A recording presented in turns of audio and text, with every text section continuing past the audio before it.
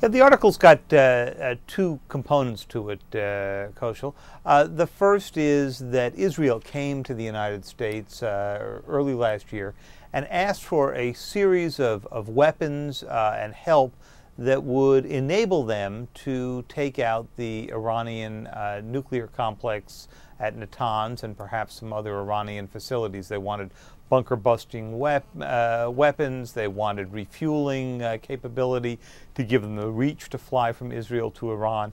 And they wanted overflight rights over Iraq.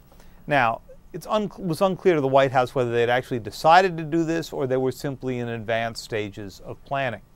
The White House deflected the first two requests, said there was no way they would give them overflight rights over Iraq. They feared the Iraqi government's reaction would be tremendous, that American troops could be forced to leave Iraq.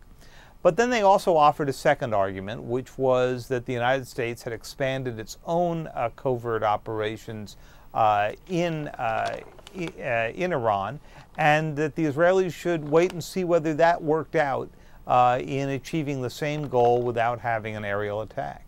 Now, from your research, there were signs, reading your article, there were signs that Israel might take things into their own hands. They did ask the U.S. for those special bombs, and you also wrote about 7 months ago that they conducted an operation in the Mediterranean Sea that was similar to what they would be taking out if they flew over Iraq to it was an exercise in the Mediterranean, and what was interesting about it is when the Pentagon went to go analyze it, the distances they flew were almost exactly the distances you would fly in the other direction if you were going to hit Natanz. How alarming is that?